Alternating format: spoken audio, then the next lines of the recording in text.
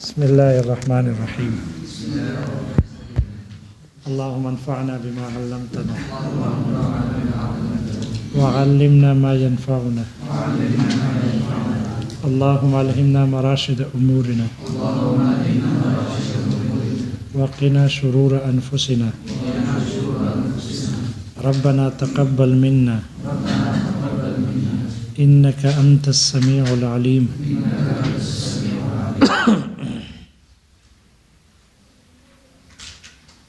رخصت کی چوتھی قسم، جس پر رخصت کا اطلاق مجازاً کیا جاتا ہے، اور یہ پہلی قسم کی بنسبت کمتر ہے، اس میں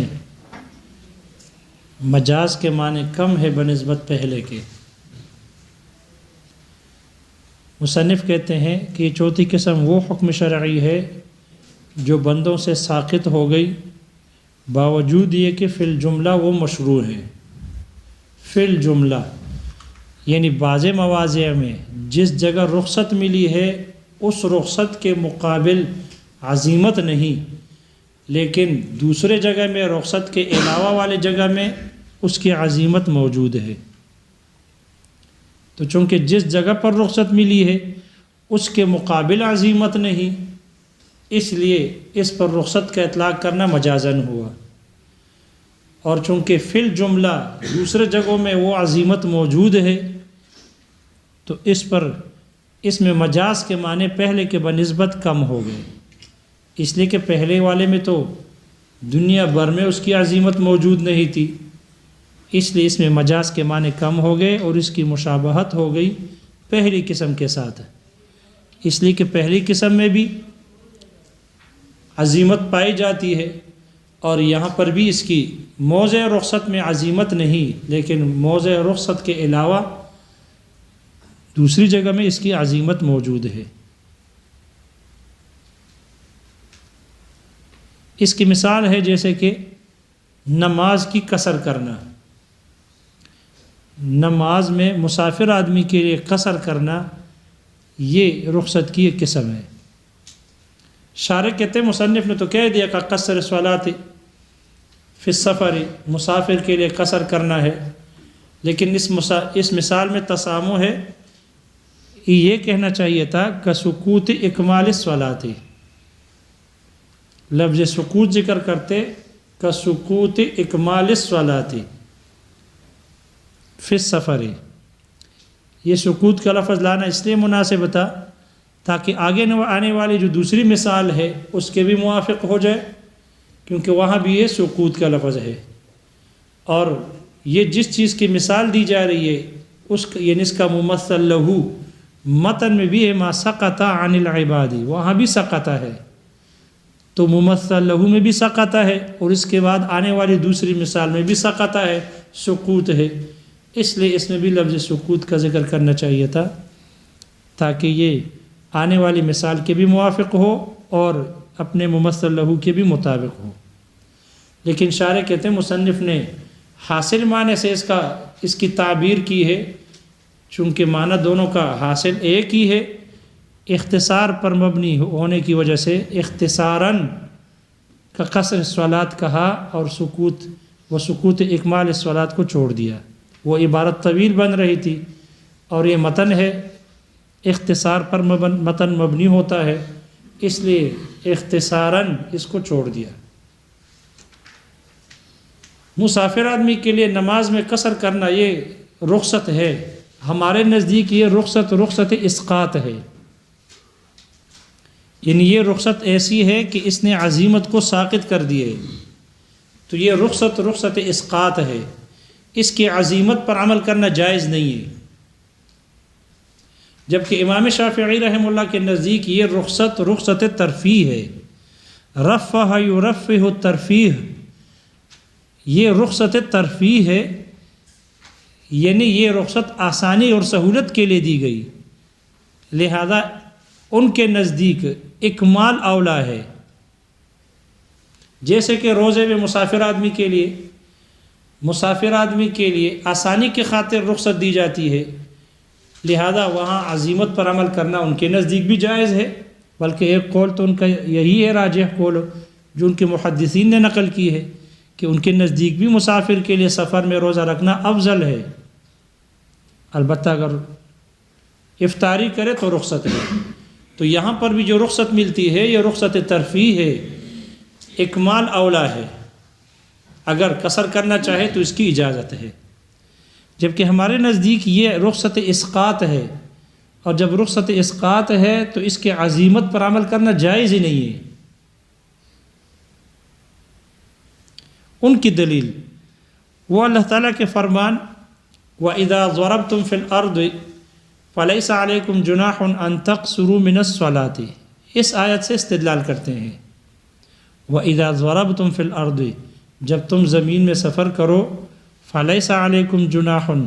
أَن تَقْصُرُوا مِنَ الصَّلَاةِ، تو تم پر کوئی گناہ نہیں ہے کہ تم نماز میں سے قصر کر لو،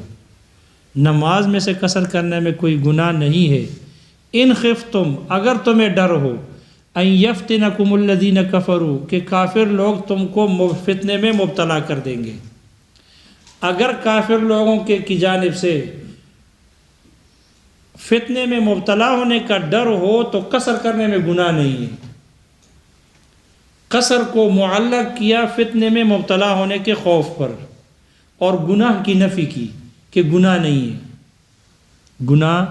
نہیں ہے۔ تو ایک تو گناہ کی نفی کی گئی، دوسرے قصر کو معلق کیا گیا خوف کے ہونے پر۔ لہذا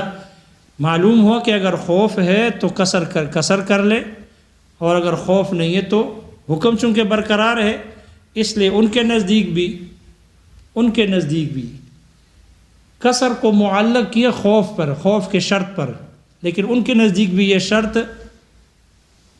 قید، یہ شرط کی جو قید ہے اتفاقی ہے، یہ شرط کی جو قید لگی ہے یہ اتفاقی ہے ان کے نزدیک بھی، اور ان کے محدثین نے اس کی صراحت کی ہے کہ یہ قید اتفاقی ہے، احترازی نہیں،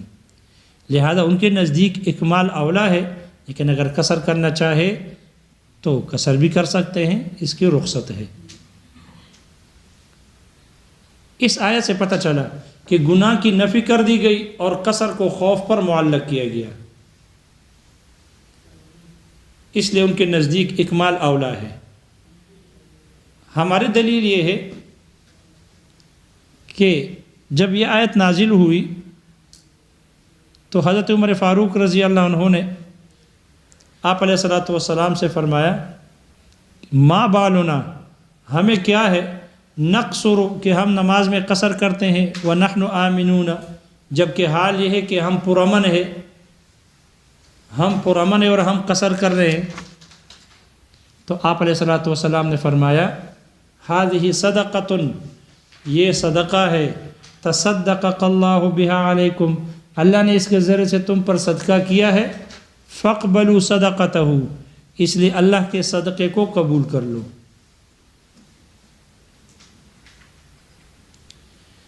امام ترمذی رحمہ اللہ نے ایک روایت نقل کی ہے حضرت یعلا ابن امیہ رضی اللہ عنہ کے حوالے سے۔ حضرت یعلا ابن امیہ رضی اللہ عنہ فرماتے ہیں کہ میں نے عمر فاروق رضی اللہ عنہ سے یہ فرمایا کہ تم نماز میں قصر کرتے ہو، کہ اللہ نے فرمایا کہ نماز میں قصر کرو اگر تمہیں خوف ہو۔ اب جب کہ لوگ پرامن ہو گئے تو پھر قصر کیوں کرے، پھر کیسے قصر کرتے ہیں؟ تو عمر فاروق رضی اللہ عنہ نے فرمایا کہ اس آیت سے جیسے آپ کو تعجب ہوا، مجھے بھی اس سے تعجب ہوا تھا، تو پھر میں نے آپ علیہ الصلوۃ والسلام سے پوچھا اس کے بارے میں، آپ نے فرمایا کہ ھذہ صدقۃ تصدق اللہ بہا علیکم فاقبلوا صدقتہ۔ استدلال، احناف اس روایت سے استدلال کرتے ہیں، اور وجہ استدلال، طریقہ استدلال یہ ہے کہ آپ علیہ الصلوۃ والسلام نے نماز میں قصر کرنے کو صدقہ فرمایا، یہ صدقہ ہے،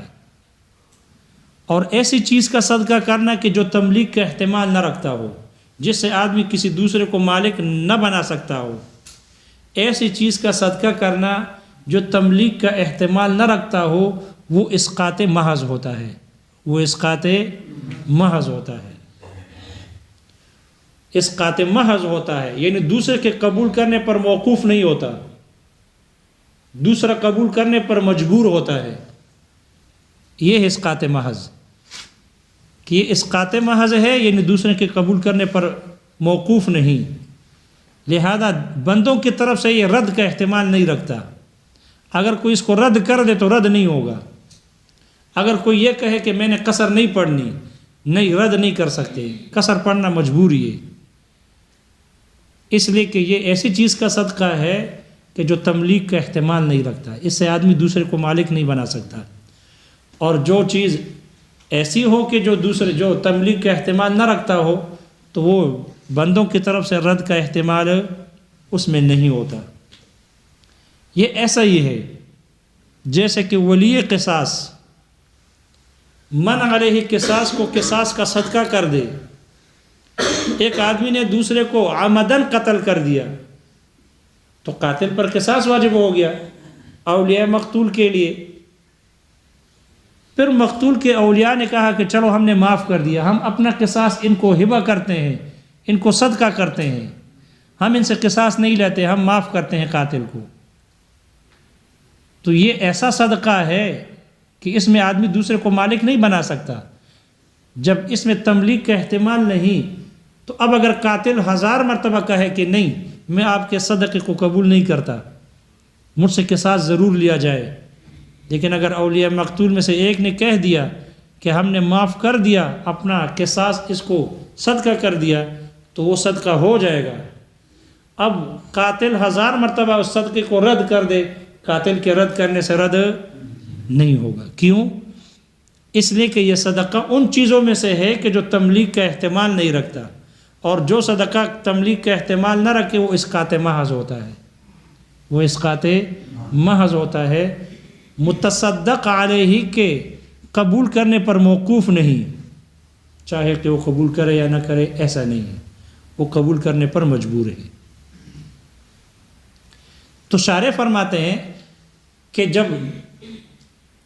قاتل پر اولیاء مقتول کی اطاعت فرض ہے، قاتل پر اولیاء مقتول کی اطاعت فرض ہے؟ نہیں ہے۔ جب قاتل پر اولیاء مقتول کی اطاعت لازم نہیں، اس کے باوجود قاتل اولیاء مقتول کے اس صدقے کو رد نہیں کر سکتا، تو جس کی اطاعت لازم ہوتی ہے، فرض ہے اللہ تعالیٰ کی، اس کے ایسے صدقے کا رد کرنا تو بطریق اولا رد کرنے کا احتمال نہیں رکھتا جو قابل تملیک نہ ہو، جو تملیک کا احتمال نہ رکھے وہ بطریق اولا رد کا احتمال نہیں رکھے گا۔ اس لیے چونکہ آپ علیہ الصلوۃ والسلام نے اس صدقے کو قصر والے نماز کے قصر کو صدقہ فرمایا،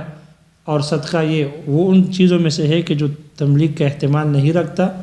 اس لیے یہ اسقاط محض ہے، اس کے رد کرنے سے رد نہیں ہوگا۔ وہ استدلال سمجھ میں آ گئی؟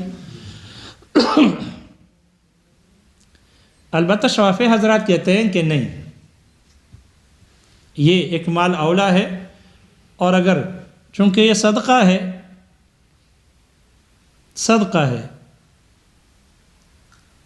اور اگر متصدق علیہ اس کو قبول نہ کرے تو رد ہو جائے گا، اس لیے کہ اس کا قبول کرنا یہ اس کے اختیار پر ہے۔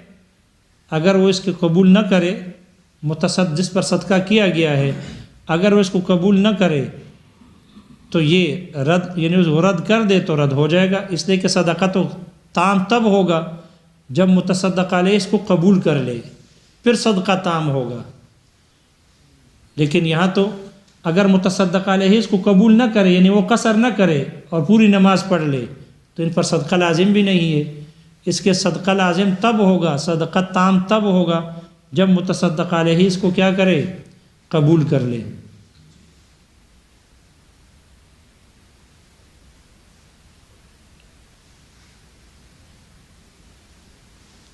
اس لیے امام شافعی رحمہ اللہ فرماتے ہیں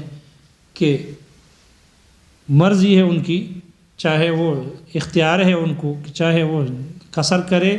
یا اکمال کرے، لیکن اکمال اولا ہے، اکمال اولا ہے۔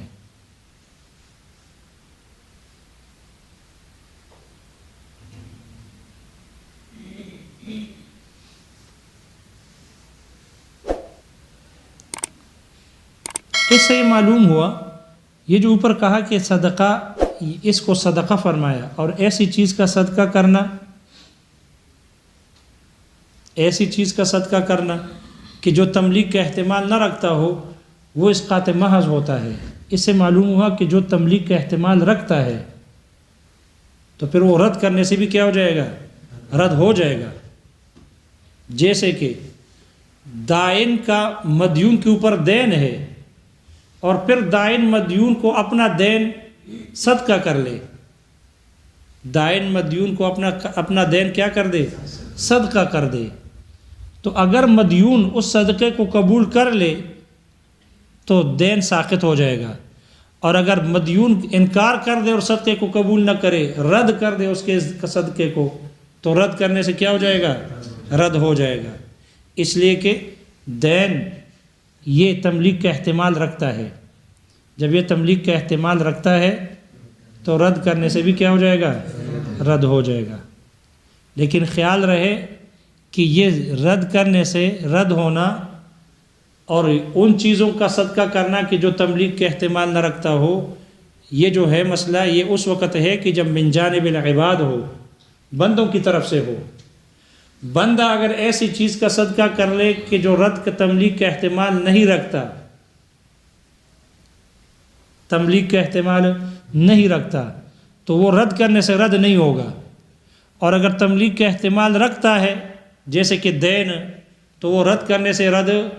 ہو جائے گا۔ یہ اس وقت ہے جب بندوں کی طرف سے ہو، لیکن اگر اللہ تعالیٰ کی طرف سے ہو، ایسی چیز کا صدقہ ہو،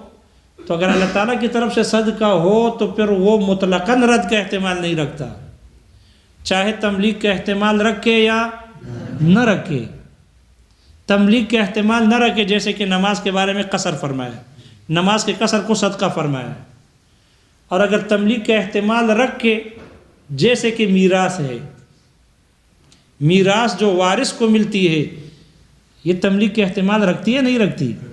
اس لیے کہ جب مورث مر جائے تو مورث کے مرنے کے بعد اس کی جتنی بھی جائیداد ہے وارثین کو ملتی ہے۔ اب اگر وارث انکار کر لے کہ مجھے اپنے مورث کی میراث نہیں چاہیے، 1000 مرتبہ انکار کر لے، جلد سے جلوس کرے، احتجاج کرے، اس کے احتجاج سے کچھ نہیں ہوگا، اس کے رد کرنے سے رد نہیں ہوگا۔ یہ جبری ملکیت ہوتی ہے، یہ جبرن ہے۔ اس لیے حالانکہ میراث یہ صدقہ تملیغ کا احتمال رکھتا ہے، جب تملیغ مالک بنانے کا احتمال رکھتا ہے، لیکن پھر بھی رد کرنے سے رد نہیں، اس لیے کہ یہ اللہ کی طرف سے ہے۔ لہذا یہ جو ضابطہ ہے کہ وہ صدقہ کہ جو تملیغ کا احتمال نہ رکھتا ہو وہ رد کرنے سے رد نہیں ہوتا، اور جو تملیغ کا احتمال رکھتا ہے وہ رد کرنے سے رد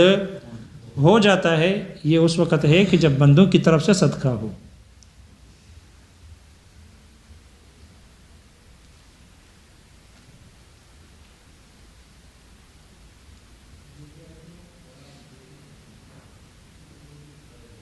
اس لیے امام شافعی رحمہ اللہ کے نزدیک چونکہ یہ رخصت ترفیع ہے،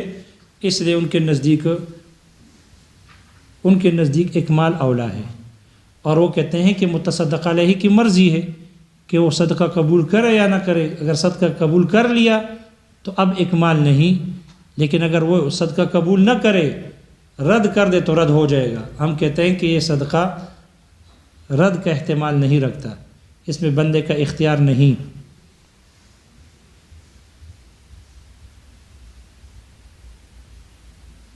اس لیے کہ یہ ایسا صدقہ ہے کہ جو تملیغ کا احتمال نہیں رکھتا۔ ہاں جو تملیغ کا احتمال رکھتا ہے وہ بندے کے قبول کرنے پر موقوف ہے، اگر قبول کر لے تو فبہا، اگر رد کر دے تو رد ہو جائے گا، ہر صدقے کے بارے میں نہیں۔ اور دوسرا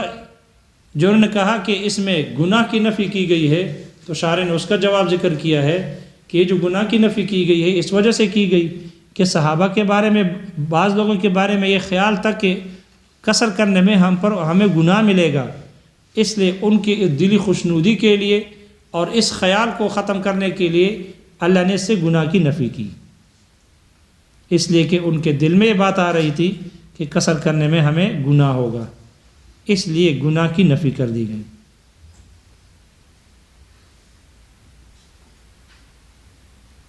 لہذا مسافر آدمی کے لیے قصر کرنا، دیکھو مسافر آدمی کو نماز کی رخصت مل گئی،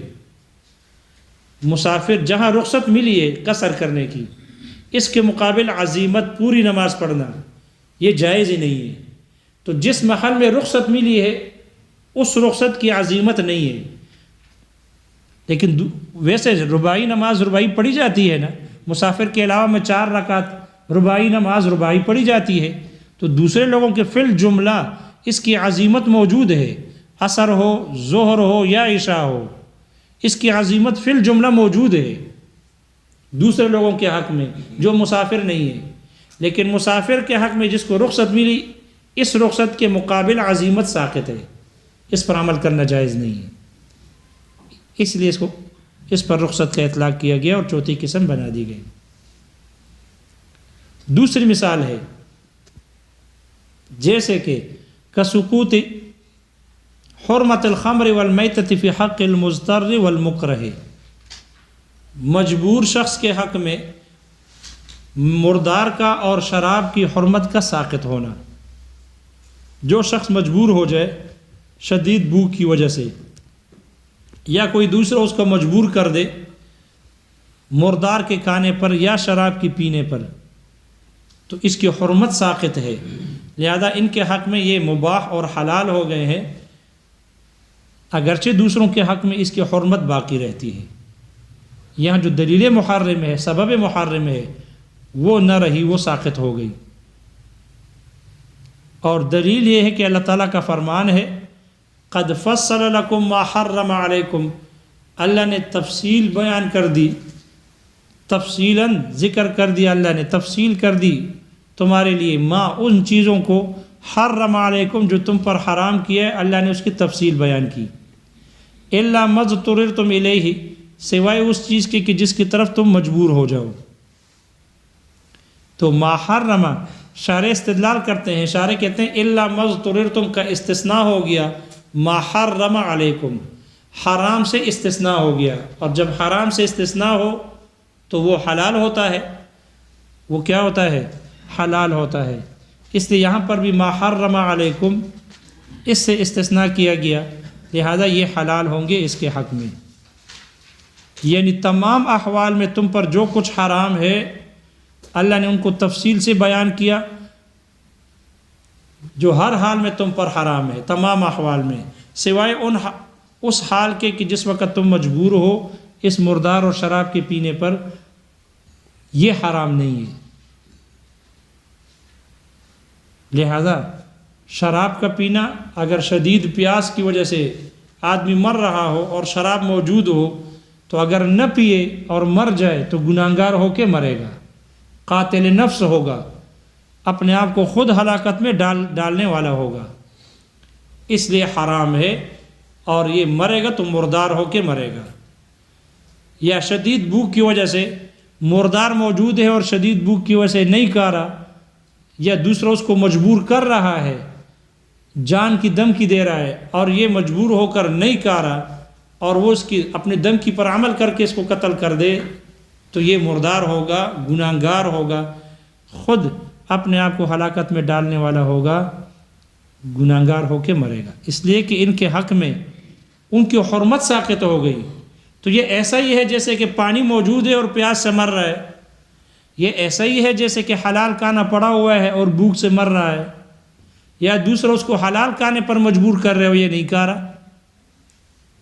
تو چونکہ اس کی حرمت ساقط ہو گئی اس کے حق میں، اس لیے اگر رکے گا اور مرے گا تو گناہگار ہو کر مرے گا، اس لیے کہ یہاں حرمت سے استثناء ہے، اور جب حرمت سے استثناء ہو تو وہ مباح ہوتی ہے، اس میں حلت ہوتی ہے، وہ حرام باقی نہیں رہتی۔ دیکھو ان دونوں کے حق میں مکرہ اور مضطر، بھوک کی وجہ سے مجبور ہو یا کسی نے اس پر تشدد کیا ہو اور مجبور کر دیا ہو، ان دونوں کے حق میں مردار کی اور شراب کی حرمت ساقط ہو گئی، ان دونوں کے حق میں رخصت مل گئی کہ کھاؤ، لیکن یہ ایسی رخصت ہے کہ اس کی عزیمت ساقط ہے،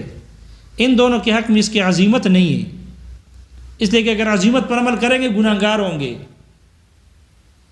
لیکن دوسروں کے حق میں، ان کے علاوہ کے حق میں ان کی عزیمت موجود ہے، دوسروں لوگوں کے حق میں جو مضطر اور مکرہ نہیں ہے ان کی حرمت برقرار ہے۔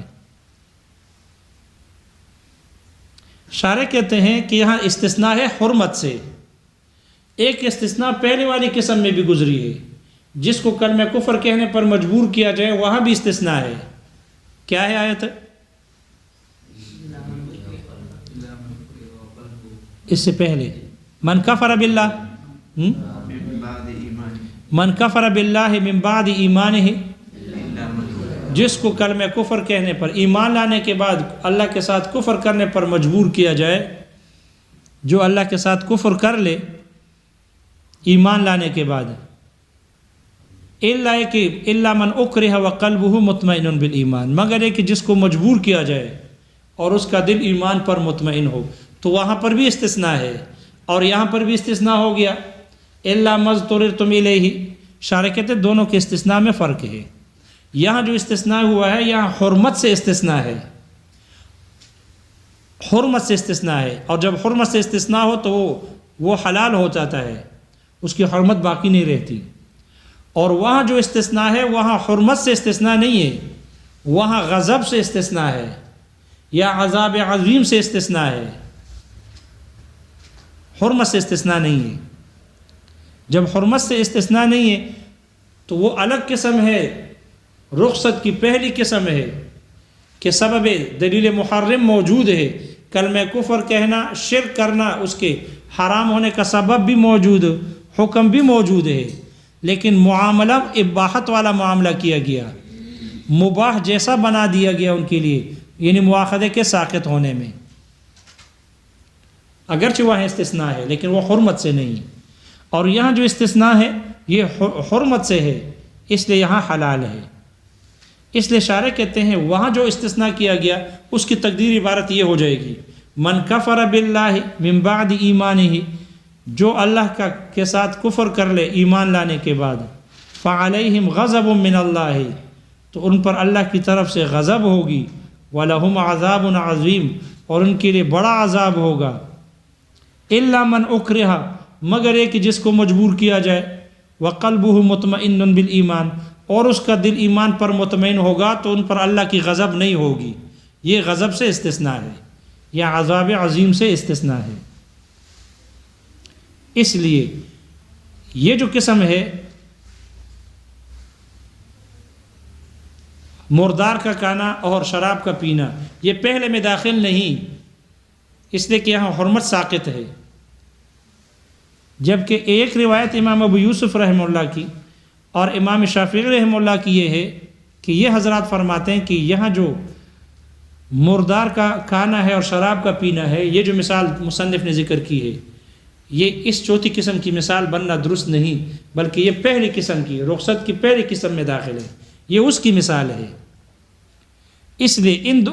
حضرات کے نزدیک، ان دونوں حضرات کے نزدیک